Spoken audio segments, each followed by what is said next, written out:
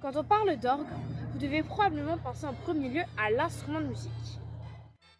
Puis si vous vous y connaissez un peu, aux orgues basaltiques. Les orgues dits sur tête sont loin d'en être pour autant.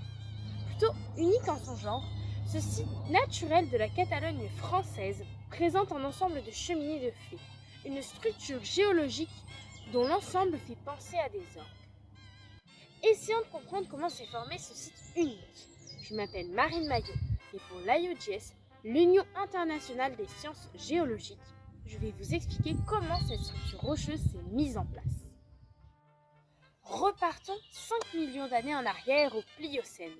L'homme n'était pas encore apparu sur Terre et les continents étaient à peu près les mêmes qu'aujourd'hui. Les variations de niveau de la Méditerranée ont permis la mise en place de plusieurs couches sédimentaires. Voyons plus en détail ce phénomène. Au fond des cours d'eau et des étendues d'eau, des débris de roches s'accumulent avec les cadavres d'êtres vivants morts. C'est ce qu'on appelle des sédiments. Avec le temps et la pression, les particules composant ces débris se compriment.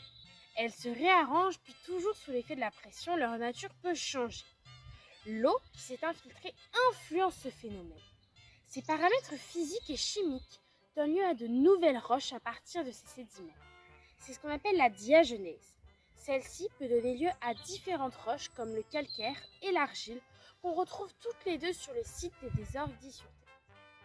La diagenèse permet de former des couches successives de roches, mais c'est l'érosion qui sculpte celle-ci et qui lui donne cette forme particulière de cheminée de feu. Deux éléments essentiellement peuvent éroder la roche, le vent et la pluie ou de façon plus générale les intempéries.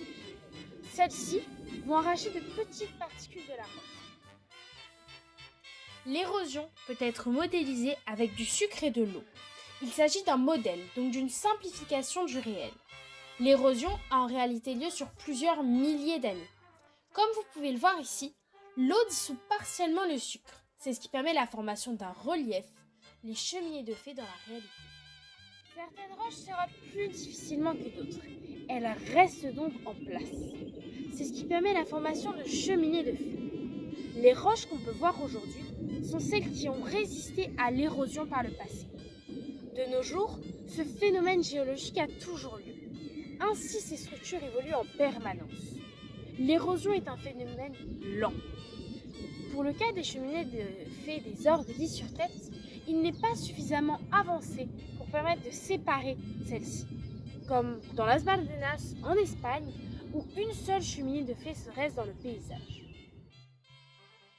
D'ailleurs, les particules arrachées sont emmenées dans les cours d'eau et les océans grâce au ruissellement de la pluie pour subir de nouveau une diagenèse. Le cycle recommence en permanence. L'activité humaine peut aussi éroder les paysages comme les orgues dits sur tête. Il est donc important de protéger ce type d'endroit. C'est justement pour cette raison qu'on ne peut pas directement accéder aux cheminées de fées des orgues dits sur tête.